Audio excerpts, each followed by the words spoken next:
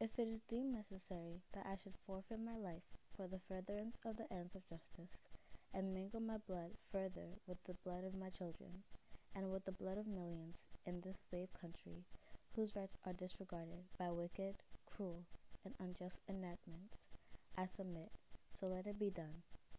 John Brown speaking on his sentencing, November 2nd, 1859. Hello, and welcome to my vodcast on John Brown, a white abolitionist during the 1800s, who was in no way related to Charlie Brown.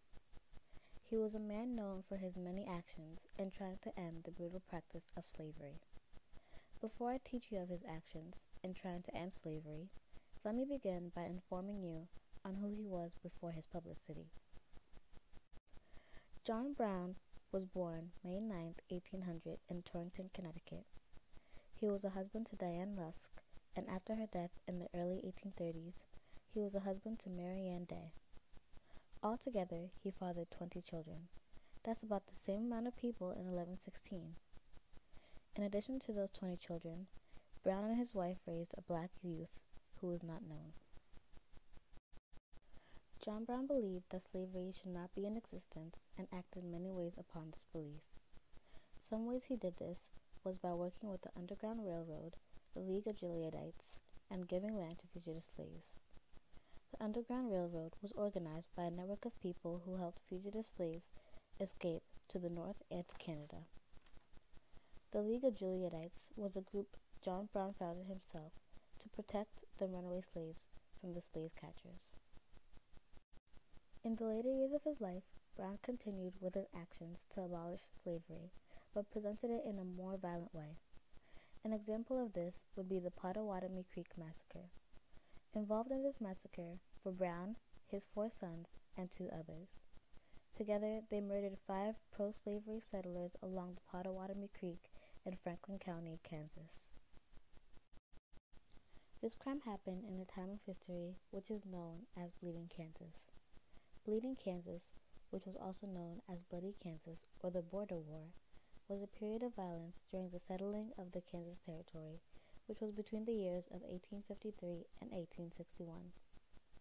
As a result of Bleeding Kansas, 55 people were killed. Brown justified his actions of murdering the 5 pro-slavery settlers by saying that it was nothing more than him obeying the will of God. This resulted in many Northern extremists beginning to look up to him for this.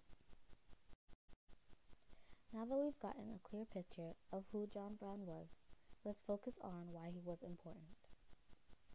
During the time of John Brown, slavery was very much alive. As an abolitionist, he very much was against the act of slavery. John Brown was an important example of someone who fought for slaves' rights, even if he was not an African American himself. Though Brown was an abolitionist, he was a violent one, in that he held rallies and riots, among other things, in order to stop slavery. Because of his violent ways, he was often depicted in newspaper articles of that time as one who caused very much violence. Among other violent events, Brown was well known for his attempt for seizing the federal arsenal in Harper's Ferry, Virginia. This event resulted in 5 of Brown's party to escape, 10 of them killed, and 7, including Brown, being taken prisoner. Brown and his party caused very much destruction, such as a broken telegraph wire and interrupting trains on the Baltimore and Ohio Road. Because no abolitionists were ever known to peep in that quarter, this newspaper article believed that the nature of this affair must have been misunderstood. Throughout all the chaos, Brown still managed to contact his family through letters. In one dated on October 31st of 1859, he wrote to them explaining the events that happened at Harper's Ferry. His actions involving Harper's Ferry caused him to be tried in a Virginia court. In his speech to the courtroom, Brown justified his actions by saying he was only trying to free the slaves.